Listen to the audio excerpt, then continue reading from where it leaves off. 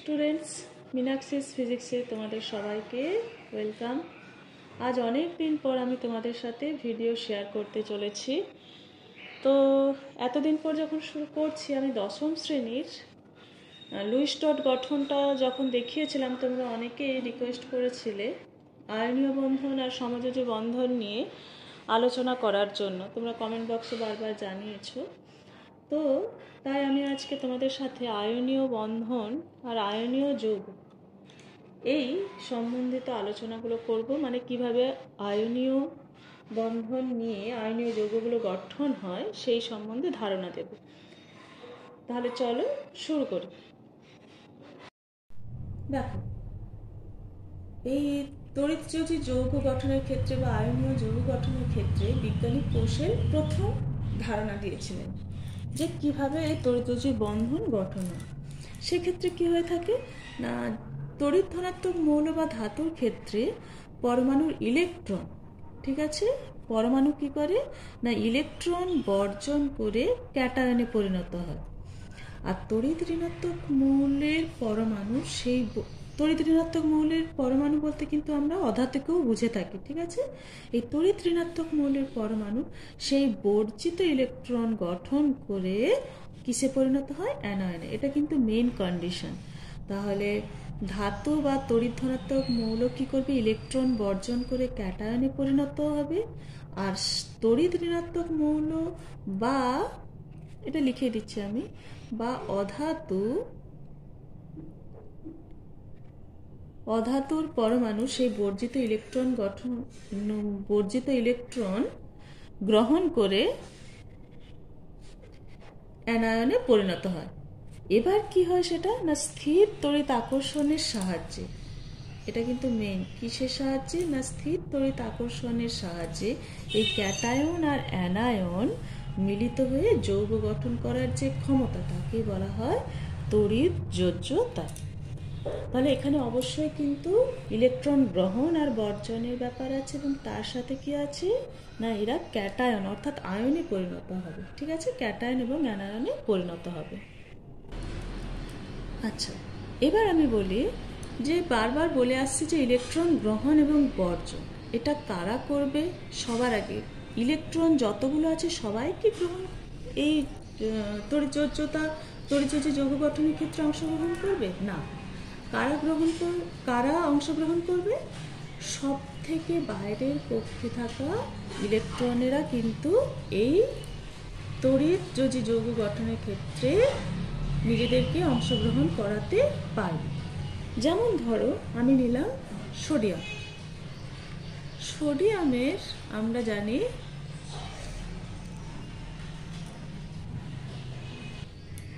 পারমাণবিক ক্রমাঙ্ক কত, 11।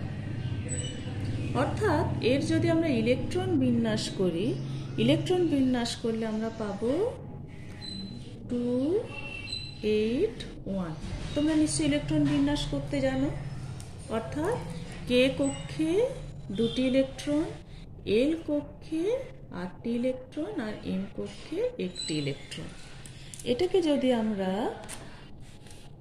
ইলেকট্রন কক্ষগুলো দিয়ে বোঝাই, তাহলে এটা হলো সোডিয়ামের নিউক্লিয়াস, এটা হলো এল কক্ষ। এল কক্ষে কটা থাকছে আমরা দেখতে পাচ্ছি, 2টি ইলেকট্রন। এরপরে আসছে, এটা নাম দিয়ে দাও, এটা হলো কে কক্ষ। এরপরে আসছে এল কক্ষ। এল কক্ষ মানে দ্বিতীয় কক্ষ। দ্বিতীয় কক্ষে কটা ইলেকট্রন, দ্বিতীয় কক্ষে ইলেকট্রন আছে 8টা ইলেকট্রন, ঠিক আছে। তাহলে 8টা ইলেকট্রন, 1 2 3 4 5 6 7 8, 8টা ইলেকট্রন। এটা গেল এল কক্ষে। আর এম কক্ষে থাকছে 1টি ইলেকট্রন, এটা হলো এম কক্ষ। এম কক্ষে থাকছে 1টি ইলেকট্রন। তাহলে আমাদের মোট 11টি ইলেকট্রন আমরা পেয়ে গেলাম। এবার দেখো, অংশগ্রহণ করবে কোন ইলেকট্রনটি, এই ইলেকট্রনটি সব থেকে, অর্থাৎ এম কক্ষে থাকা যে একটি ইলেকট্রন, সেই ইলেকট্রনটি অংশগ্রহণ করবে কিসের ক্ষেত্রে? না এই আয়নীয় বন্ধন, আয়নীয় যৌগ গঠনের ক্ষেত্রে। অর্থাৎ ক্যাটায়ন এবং অ্যানায়নে পরিণত হবে সোডিয়াম কখন? না যখনই ইলেকট্রনটি বেরিয়ে যাবে, ইলেকট্রন বর্জন করে দেবে, মানে সোডিয়াম তখন ক্যাটায়নে পরিণত হবে। বাকি কে কক্ষে এবং এল কক্ষে থাকা ইলেকট্রনরা কিন্তু ইলেকট্রন বর্জন করছে না। তাহলে এ হলো যোজ্যতা কক্ষের ইলেকট্রন, এটাই হলো যোজন কক্ষতা। যদি বলে যে সোডিয়ামের ক্ষেত্রে যোজন কক্ষ কোনটি, এই এম হলো যোজন কক্ষ। এবং যোজন কক্ষে থাকা ইলেকট্রনটি হলো যোজক ইলেকট্রন। এবার আসবো আয়নীয় যৌগ গঠন কিভাবে হচ্ছে সেটা দেখানোর জন্য। আচ্ছা দেখো, উপরের ছবিতে আরেকটা জিনিস আমি বলে দিই। এখানে এম কক্ষ থেকে একটা ইলেকট্রন বেরিয়ে যাওয়ার পরে দেখো তো এল কক্ষে কটা থাকলো? 1 2 3 4 5 6 7 8। অর্থাৎ এ কিন্তু তখন সুস্থির পরমাণুতে পরিণত হলো। এবার আসছে আয়নীয় যৌগের গঠন। গঠনটা কিভাবে হয়? আয়নীয় যৌগ তো গঠন হতে হবে, কেন না আয়নীয় যৌগ গঠন এই কারণে হতে চায় সবসময় যে কোনো পরমাণু কি হয় না তার সুস্থিত যে কাছের নিষ্ক্রিয় গ্যাস তার মতো ইলেকট্রন বিন্যাস লাভ করতে চায়, এটাই তো লক্ষ্য। দেখো যেমন এর ক্ষেত্রে বললাম যে এ কি করলো না একটি ইলেকট্রন বর্জন করে বাইরের কক্ষে 8টা ইলেকট্রন নিয়ে এ সুস্থিত আয়নে পরিণত হলো। ঠিক আছে, তাহলে প্রথমেই আমি তোমাদেরকে দেখিয়ে দিই, চলো সোডিয়াম ক্লোরাইড NaCl এর গঠন। তার জন্য আমাদেরকে কি জানতে হবে? সোডিয়ামের আমরা একটু আগেই করলাম ইলেকট্রন বিন্যাস, এখানে দেখিয়েছি, তবু আরেকবার দেখিয়ে দিচ্ছি। ইলেকট্রন সংখ্যা পারমাণবিক ক্রমাঙ্ক কত? 11। তাহলে ইলেকট্রন বিন্যাস 2 8 1। আর ক্লোরিনের কত? ক্লোরিনের আমরা জানি 17। তাহলে এটা যদি ভাঙি কত হবে? 2 8 7। মানে কে কক্ষে উভয়েরই 2টি, এল কক্ষে উভয়েরই 8টি, এম কক্ষে গিয়ে পরিবর্তন হচ্ছে সোডিয়ামের 1টি আর ক্লোরিনের 7টি। এবার চলো ইলেকট্রন বিন্যাসটা গঠন করে দেখায়।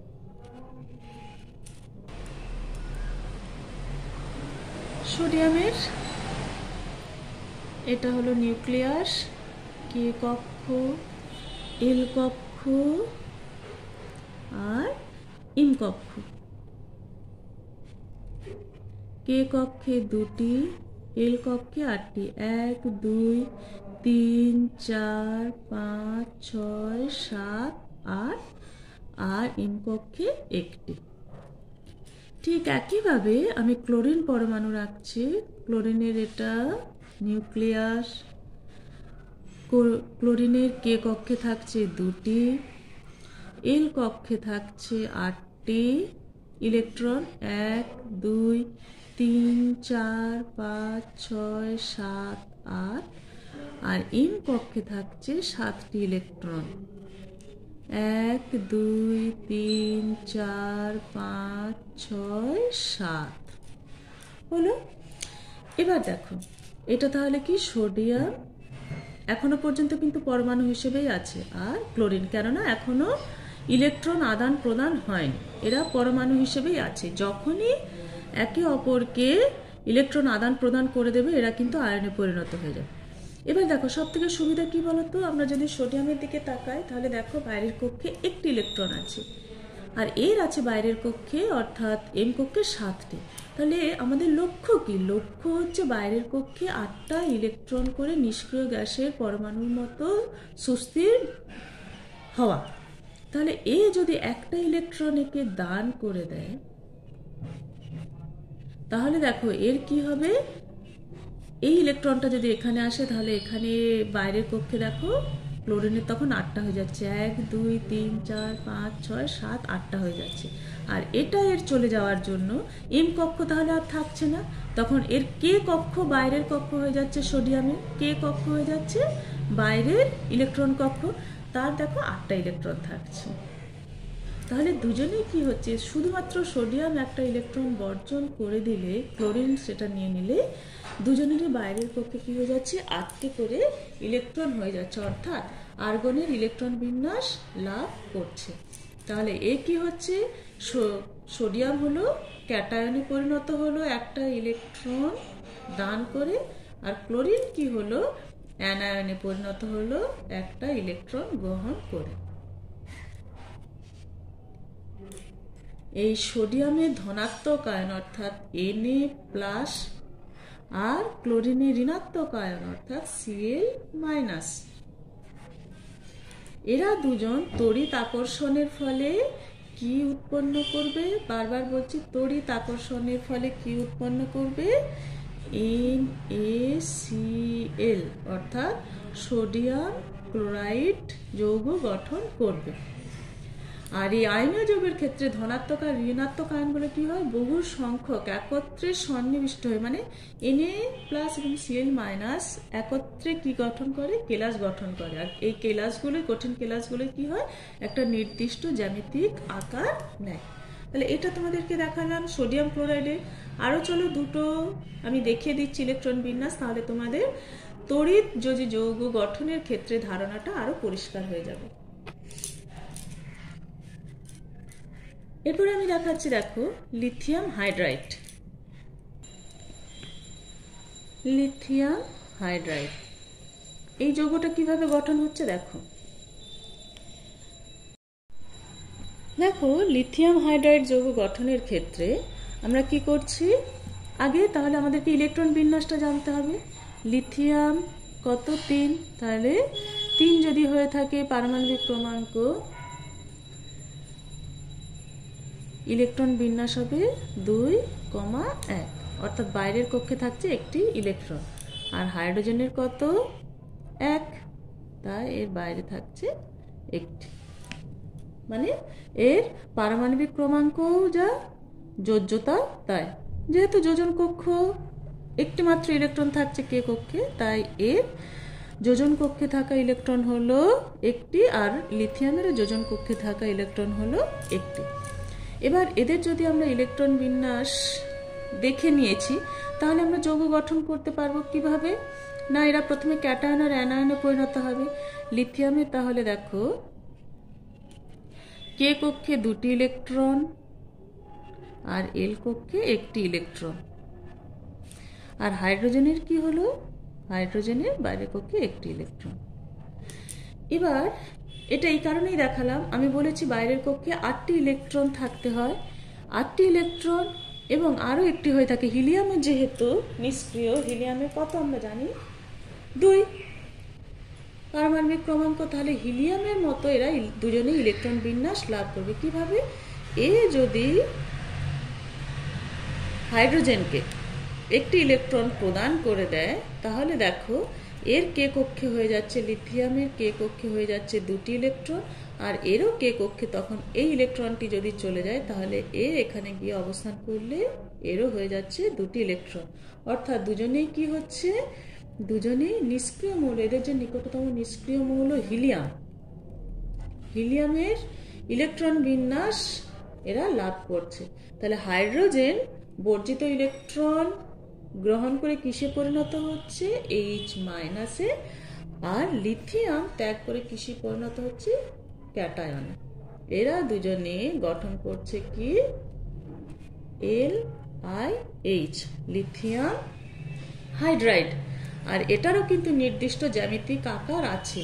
অবশ্যই সোডিয়াম ক্লোরাইডেরও বললাম যে এই কেলাসগুলো কি হয়, জ্যামিতিক আকার আছে নির্দিষ্ট, আর লিথিয়ামের ক্ষেত্রেও দেখলাম নির্দিষ্ট কিন্তু জ্যামিতিক আকার আছে। তাহলে সর্বক্ষেত্রে কিন্তু আমাদেরকে একটা জিনিস খেয়াল রাখতে হচ্ছে, ইলেকট্রন বিন্যাস এখানে আমাদেরকে সবার আগে শিখতে হবে, করতে হবে, তবেই কিন্তু আমরা আয়নীয় যৌগ বলো, সমযোজী যৌগ বলো গঠন করতে পারব। চলো আর একটা উদাহরণ দেখে নিই, ক্যালসিয়াম অক্সাইড। তাহলে ক্যালসিয়ামের পারমাণবিক বিন্যাসটা দেখে নিই, কত, 20 যেহেতু পারমাণবিক ক্রমাঙ্ক, তাহলে 2, 8, 8, 2। আর অক্সিজেন অক্সিজেনের 8 পারমাণবিক ক্রমাঙ্ক, তাহলে 2,6। তাহলে আমরা দেখতে পাচ্ছি যোজ্যতা কক্ষে থাকা ইলেকট্রন এর হচ্ছে 2, এর হচ্ছে 6।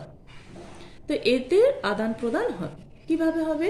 আমি সবসময় ছবিটা এইভাবে এঁকে দেখাচ্ছি, তাতে তোমাদের বুঝতে সুবিধা হবে। ক্যালসিয়ামের এটা হলো নিউক্লিয়াস, প্রথম কক্ষে 2টি, দ্বিতীয় কক্ষে 8টি, 1 2 3 4 5 6 7 8। এম কক্ষেও 8টি, 1 2 3 4 5 6 7 8।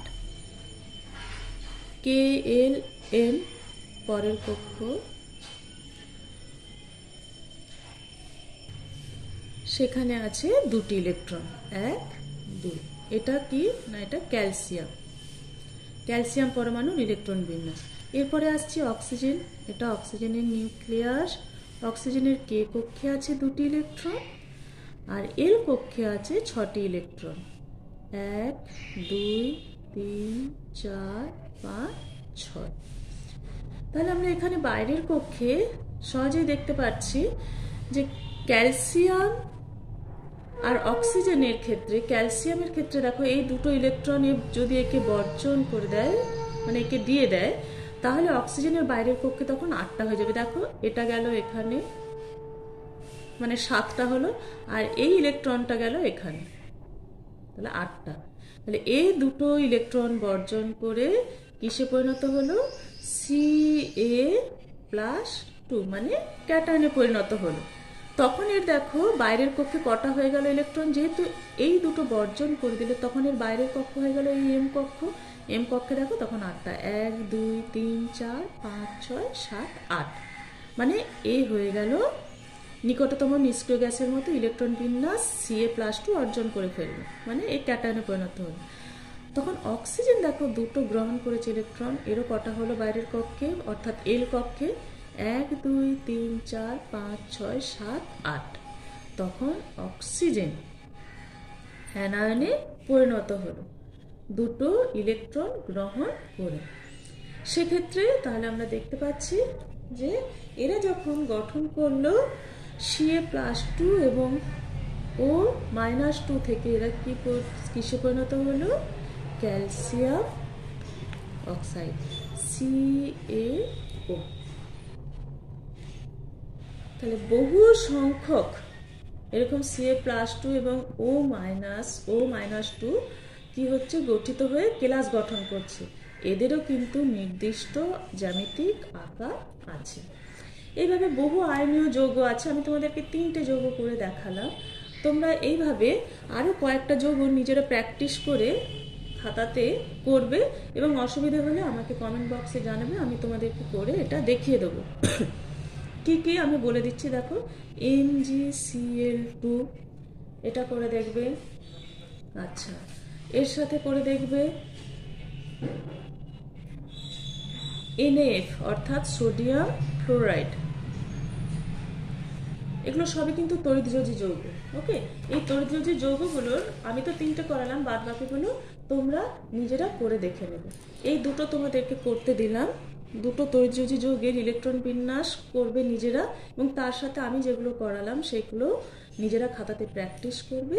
তোমাদের যে কোনো ধরনের ভৌত বিজ্ঞান সম্বন্ধিত অসুবিধাতে আমাকে কমেন্ট বক্সে মেসেজ করতে পারো, আমি তোমাদের সাথে অবশ্যই সেই উত্তরগুলি নিয়ে আলোচনা করার চেষ্টা করব। ভালো লাগলে ভিডিওটি তোমরা বন্ধুদের সাথে শেয়ার করে নেবে, এবং নিজেরা বারবার বলি যেটা ভৌত বিজ্ঞানের ক্ষেত্রে খাতাতে লিখে প্র্যাকটিস করবে। খাতাতে লেখা ছাড়া শুধুমাত্র পড়ে কিন্তু ভৌত বিজ্ঞানের নম্বর পাওয়ার ক্ষেত্রে উন্নতি আমরা করতে পারবো না। এগুলো অবশ্যই নিজেরা খাতাতে অভ্যাস করবে।